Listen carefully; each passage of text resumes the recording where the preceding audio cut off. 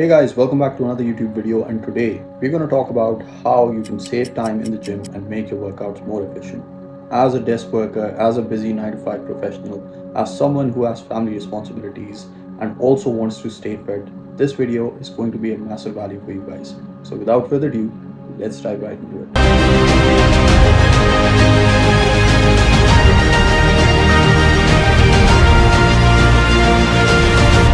So guys, video शुरू करने से पहले अगर आपने मेरा चैनल सब्सक्राइब नहीं किया है, I would highly urge you to subscribe to my channel for more content like this. मेरे चैनल पे इसी तरह की वीडियोस आती रहेंगी who are meant for busy professionals, 9 to 5 workers, desk job workers जो अपनी फैमिली रिस्पॉन्सिबिलिटीज़ के चक्कर में अपनी फिटनेस को निगलेक्ट करें। तो आज के वीडियो में मैं कवर करूँगा जिम में ऐसी क्या चीज़ें आप कर सकते हैं जो कि आपका टाइम सेव करेंगी और आपका वर्कआउट्स को और ज़्यादा एफिशिएंट और इफेक्टिव बनाएंगी।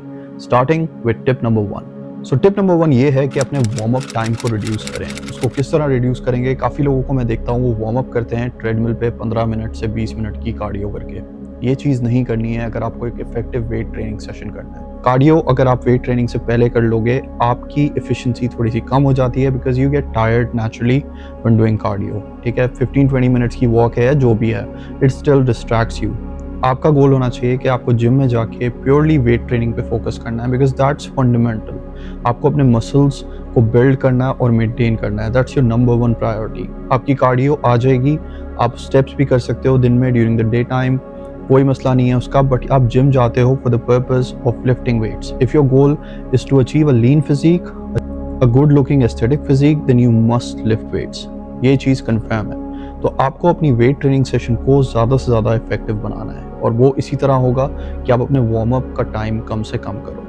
वार्म अप आप क्या कर सकते हो? सिर्फ डायनामिक स्ट्रेचेस, आर्म सर्कल्स हो गए शोल्डर के, या फिर लेग स्विंग्स हो गए for legs, that is it. आपने 2 सेट्स उसके कर लिए, आपको उस पर 2 से 3 मिनट से ज़्यादा स्पेंड करने की ज़रूरत नहीं है। Then comes your warm up set. काफ़ी लोग वार्म अप सेट हर एक्सरसाइज में करते हैं। हर एक्सरसाइज में वार्म सेट्स लगाने की ज़रूरत नहीं है। फॉर एग्जांपल, अगर आप चेस्ट ट्रेन कर रहे हो, आपकी पहली एक्सरसाइज है इंक्लाइन प्रेस, आपने क्या करना है, आपने उसके 1 से 2 वार्म अप सेट्स कर लिए just to get the feel of it. यार ठीक है, मैं डंबल्स उठाने जा रहा हूँ, लेट्स डू 1 और 2 warm up sets.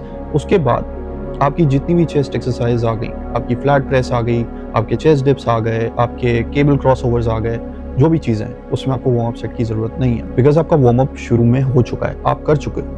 You don't have to do it again and again for every single exercise. इससे बहुत ज़्यादा लोग टाइम वेस्ट करते हैं, इनइफेक्टिव वर्कआउट करते हैं, वार्म अप में एफर्ट ज़्यादा लगा देते हैं और उससे उनकी जो ट्रेनिंग एफिशिएंसी होती है वो ख़राब होती है। तो just do 1 or 2 warm up sets at the start of your first exercise, that is it. और दूसरी टिप जो इसी से जुड़ी हुई है वो है कि हर एक्सरसाइज के 4-4, 5-5 सेट नहीं करने। आपको इतने सेट ज़रूरत नहीं है because you want to effectively target a particular body part और आपको उस पर प्रोग्रेस करना है वीक ऑन वीक। अगर आप 5 या 6 सेट हर एक्सरसाइज के मार रहे हो, आपको इससे ज़्यादा टाइम भी लगता है, फिर आप उससे रिकवरी भी आपकी ख़राब होती है बिकॉज आप इतना वॉल्यूम कर लेते हो ट्रेनिंग का, इतने ज़्यादा सेट्स कर लेते हो कि फिर आप रिकवर ठीक से नहीं कर पाते। फिर क्या होता है, अगले वर्कआउट में आपसे या फिर उतना वेट लिफ्ट नहीं होता या फिर आपको मोटिवेशन नहीं होती जिम जाने की कि यार कौन जाए, it's so tiring, I am so tired. तो इस चीज़ को अवॉइड करने के लिए focus on giving your best in each set that you do.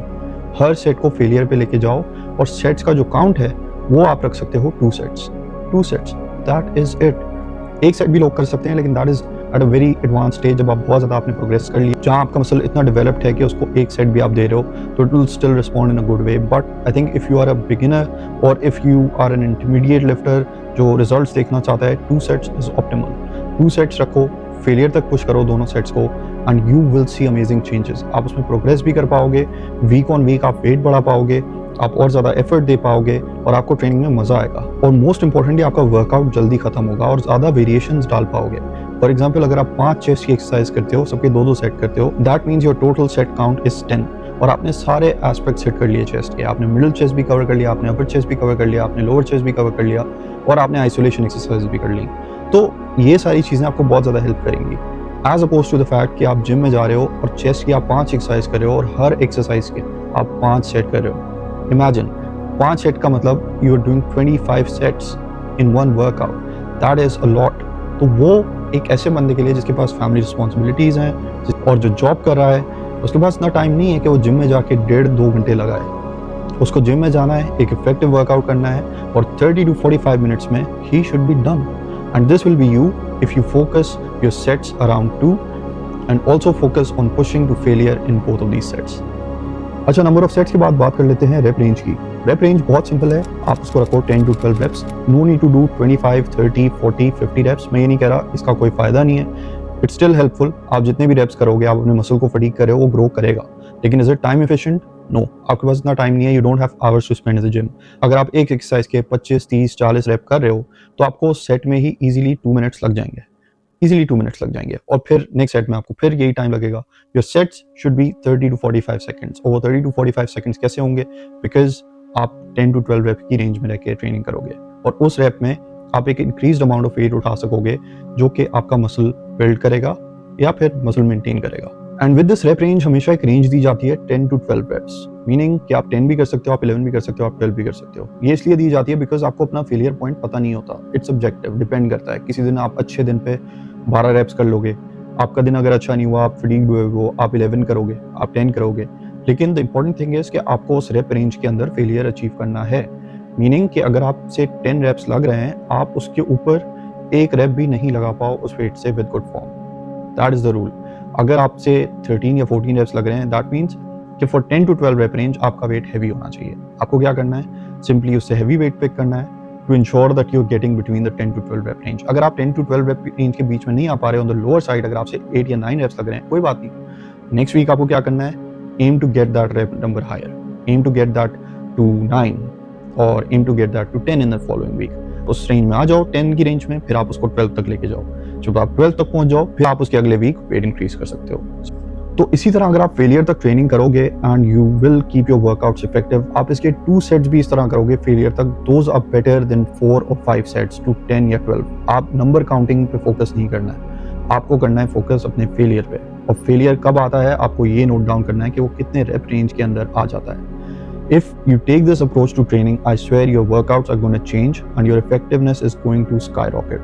बहुत ज़्यादा इंटेंसिटी ऐड ऑन होगी वर्कआउट में। काफ़ी लोग जिम में जाते हैं, they're just like going to a number कि यार अच्छा मुझे इसके 10 निकालने हैं, 10 पे वो रुक जाते हैं। They have capacity to do more but they don't because उन्होंने एक नंबर सेट कर लिया है कि यार मैं नंबर तक 10 तक जा रहा हूँ, that is it। वो चीज़ आपको नहीं करनी है, it's very important. Next step जो मैं काफ़ी लोगों को गलत करते हुए देखता हूँ जिम में, या फिर वो इसके बारे में अवेयर नहीं होते, that is training the same part over and over again. For example, अगर आप अपर चेस्ट की कोई एक्सरसाइज कर रहे हैं, आपने कर लिया incline press, incline bench press, ठीक है, इंक्लाइन बेंच प्रेस आपने कर ली रॉड से। वो लोग क्या करेंगे, फिर जाएंगे वो डंबल उठाएंगे और डंबल उठा के फिर वो इंक्लाइन प्रेस उससे भी करेंगे। ये चीज़ बहुत ज़्यादा डुप्लीकेट कर देती है एफिशिएंसी को, बिकॉज वो इंक्लाइन चेस्ट की एक्सरसाइज कर चुके हो। अगर आप फिर से वही एक्सरसाइज कर रहे हो, आप दोबारा उसी पार्ट को टारगेट कर रहे हो, जो कि एक इफेक्टिव अप्रोच नहीं है। आपको फिर नेक्स्ट एक्सरसाइज पे मूव ऑन करना है, which would be your middle chest और योर लोअर चेस्ट। इस तरह अपने वर्कआउट्स को एफिशिएंट बनाना है, बिकॉज अगर आप सेम मसल बार बार टारगेट करते रहोगे, आप दूसरे मसल पार्ट्स को इग्नोर कर दोगे, आपका वर्कआउट स्टिल इफेक्टिव नहीं होगा। तो होप दिस मेक्स सेंस। यही चीज़ आप बाकी मसल ग्रुप्स में भी अप्लाई कर सकते हो,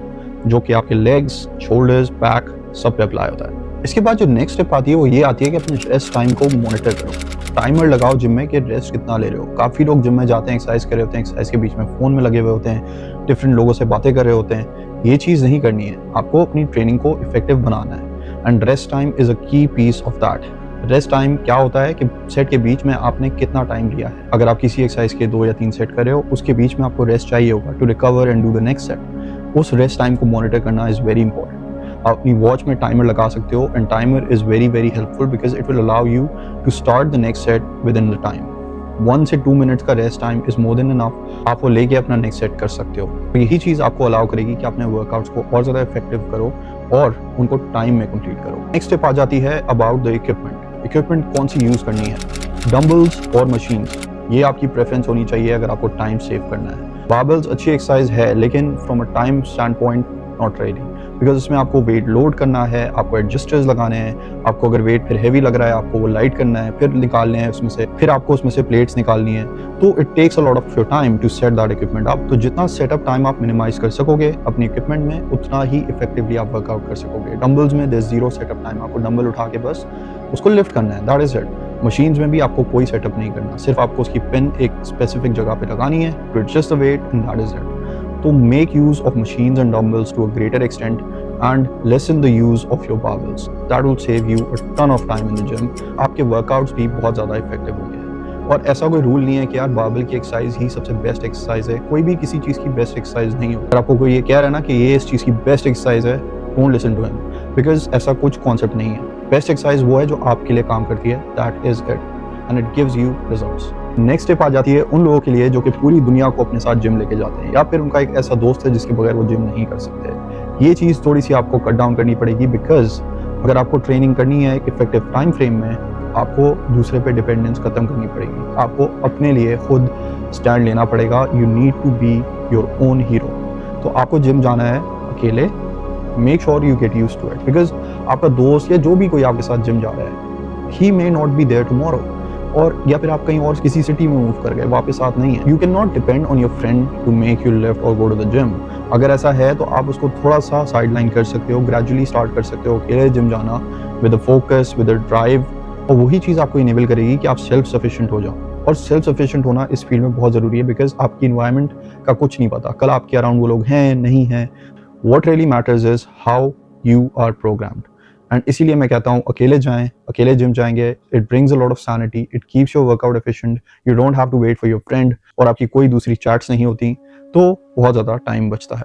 और लास्ट टिप जो है वो है you can use super sets. Super sets क्या होते हैं? In simple words, these are two different exercises hitting two different muscle groups, usually same muscle groups भी हो सकते हैं, बट टू डिफरेंट एक्सरसाइजेस। तो फॉर एग्जाम्पल अगर मैं बाइसेप कर्ल्स कर रहा हूँ, उसके साथ ही मैं ट्राइसेप पुश डाउन करूंगा। वो कैसे करूंगा? मैंने बाइसेप कर्ल्स का एक सेट किया, उसके बाद मैंने रेस्ट नहीं लिया, मैं गया ट्राइसेप की मशीन पे और मैंने ट्राइसेप पुश डाउन का एक सेट कर लिया। That is one super set of bicep and tricep. इससे क्या होता है, क्योंकि आपके बीच में रेस्ट नहीं हो रहा है, तो इससे आप अपना वर्कआउट जल्दी खत्म कर सकते हो, बिकॉज आप दो बॉडी पार्ट्स को एक साथ नॉक ऑफ कर रहे हो। ये स्ट्रैटेजी अप्लाई हो सकती है अगर आप थोड़ा सा इंटरमीडिएट लेवल पे हो या एडवांस लेवल पे हो ट्रेनिंग में, आप सुपर सेट्स को इंक्लूड कर सकते हो, जो कि बहुत ज्यादा इफेक्टिव और एफिशिएंट चीज है। इससे आपके वर्कआउट्स और ज्यादा क्विक और एफिशिएंट हो जाएंगे। सेम रूल आप अप्लाई कर सकते हो in your quads and hamstrings, in your chest and back, इन सबके सुपर सेट्स आप कर सकते हो, because they are opposing muscle groups, और इसीलिए आपको रिकवरी की भी जरूरत नहीं है। फॉर एग्जाम्पल बाइसेप ट्राइसेप दोनों अलग मसल है, तो once you do your bicep, your tricep is resting, and then once you do your tricep, your bicep is resting. तो आप उसको without rest भी रिपीट करके कर सकते हो। That is a very good approach, आपका बहुत ज़्यादा टाइम सेव करती है। मैं बिगनर्स को ये सजेस्ट नहीं करता, because it's a little too much for them. They first need to get adapted with the form, get adapted with the stimulus, फिर वो उसको implement कर सकते हैं once they've got a hang of how the training works, और उन्होंने अपना form perfect कर लिया है। And that's it guys, that was all I had. I'm pretty sure अगर आप पूरा इसको implement करोगे, इन सारी टिप्स को, आपके आराम से 20 to 30 मिनट्स सेव हो जाएंगे, या उससे भी ज़्यादा हो सकते हैं। And I can guarantee all your workouts would be within a period of 45 to 50 minutes. Efficient training करो, इफेक्टिव ट्रेनिंग करो, you don't need to spend hours in the gym. Apply these tips, share it with your friends who are working a busy job, जो कहते हैं यार fitness का time नहीं है। आप इन्हीं टिप्स को यूज़ करते करते ऐसे वर्कआउट्स कर सकते हो जो कि 30 या 35 मिनट्स में भी कंप्लीट हो सकते हैं। तो अगर वीडियो पसंद आया है, इस वीडियो को लाइक करो, मेरे चैनल को सब्सक्राइब करो, and make sure to follow me on Instagram. And अगर आपको 1-to-1 कोचिंग हेल्प चाहिए in your transformation, in your workouts, in your nutrition, make sure to book in a call with me, link is below, and I will love to speak to you about your fitness goals and how we can help you out. और अगर आपको free information चाहिए about fat loss, muscle building, and how to get in the best shape of your life, I've also added in a freebie link below where you can get my free guides on how to build muscle, how to lose fat, how to count calories, everything else. And I'll see you very soon. Until then, stay fit, stay strong. Cheers.